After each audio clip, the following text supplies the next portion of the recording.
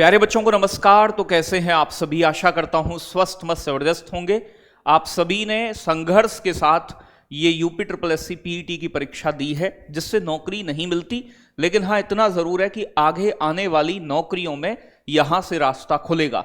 जिस बच्चे का यहां अच्छा स्कोर हुआ होगा वो आगे फाइट कर पाएगा, और जिसका नहीं हुआ होगा वो आगे आने वाली, चाहे वो आपकी वीडियो की वैकेंसी है, लेखपाल की है, एजीटीए की, मतलब कई सारी अलग अलग एएनएम की वैकेंसी है, और भी वन विभाग में भी वैकेंसी आती है। तो कई सारी वैकेंसी यूपी में से निकलती हैं।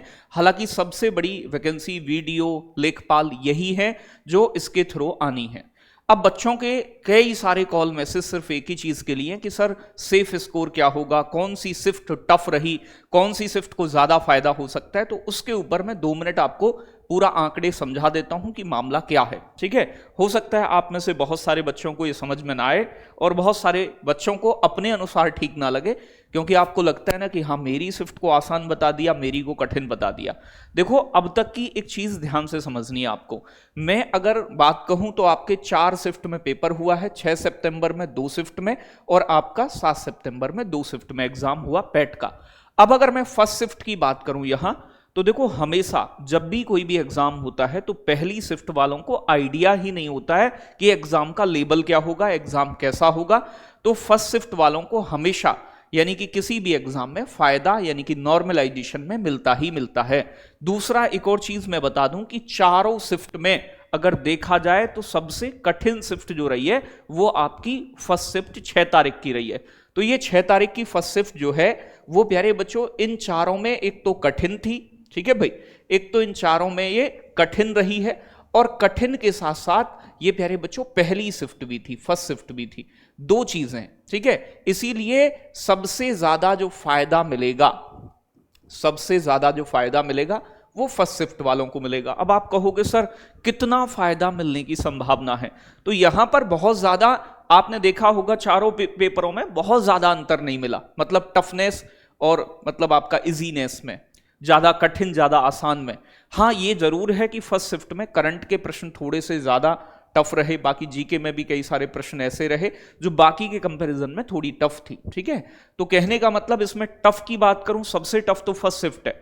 फिर उसके बाद में यहां मैं बात करूं प्यारे बच्चों, इसके बाद सेकंड आपका रही है, फिर ये जो सेकंड 7 तारीख की है ये, तो पहले नंबर पे सबसे कठिन शिफ्ट पहली वाली, फिर इसके बाद में ये सेकंड वाली, फिर थर्ड नंबर पे प्यारे बच्चों आपका ये सेकंड वाली 7 तारीख की।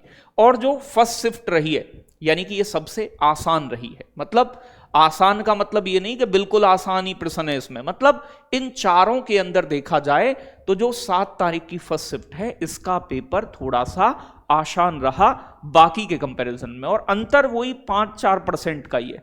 तो अगर आप नॉर्मलाइजेशन की कहोगे कि साथ 10-20 नंबर का नॉर्मलाइजेशन ना तो पेट में अब तक हुआ है, 3-4 नंबर ऊपर नीचे मैक्सिमम जो है वो हुए हैं। तो अगर फर्स्ट शिफ्ट वालों के फायदे की भी अगर बात करोगे तो 3-4 नंबर का ही अधिकतम नॉर्मलाइजेशन देखने को मिलेगा, घटना बढ़ना वही 3-4 नंबरों का है।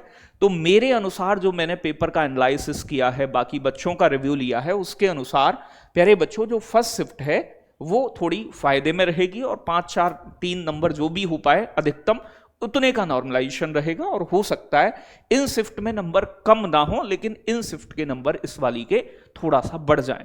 बाकी का सेकंड शिफ्ट को भी एक आधा नंबर का फायदा जरूर देखने को मिलेगा, ये हो सकता है। लेकिन अब आप कहोगे सर चलो ये तो ठीक है, क्योंकि नॉर्मलाइजेशन बहुत ज्यादा पेट में नहीं होता है कि सीजीएल की तरह 50 नंबर बढ़ा दिए घटा दिए, इतना सब कुछ उथल पुथल यहां नहीं होगी।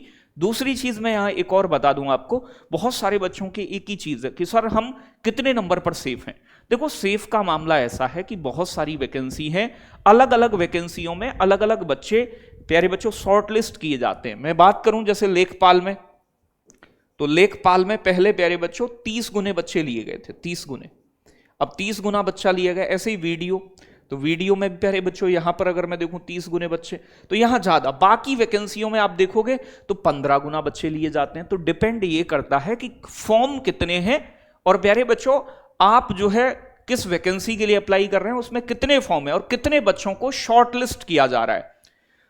तो इसके ऊपर लेखपाल के लिए कितना सेफ स्कोर रह सकता है वीडियो बनाकर मैं आपको बता दूंगा। तो डिपेंड यहां प्यारे बच्चों, सेफ स्कोर, कई सारी वैकेंसी ऐसी हैं, जैसे कि एएनएम की वैकेंसी आती है, मुख्य सेविका की आई थी पीछे, जहां पर लड़कियों को बस 0 नंबर ना हो, 0 प्लस 1 2 3 4 5 कितने भी नंबर हो शॉर्टलिस्ट किया गया है।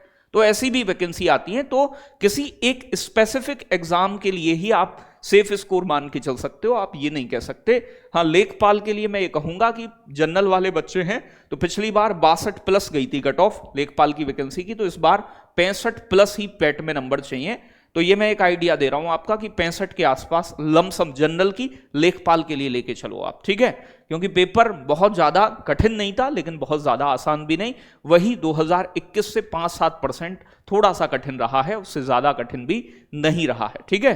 तो एक वीडियो बता के मैं लेखपाल के कितने बच्चे लिए जाएंगे, कैसे लिए जाएंगे, वो सारा डेटा आपको समझा दूंगा। बाकी सेफ स्कोर के झमेले में ज्यादा ना पड़ो, स्कोर कार्ड आने दो अपना और चीजों को तब देखेंगे, ठीक है, बहुत अच्छे से। बाकी मैंने मोटा मोटा आपको बता दिया है कि किस शिफ्ट में ज्यादा फायदा और किस में कम फायदा होने की संभावना है।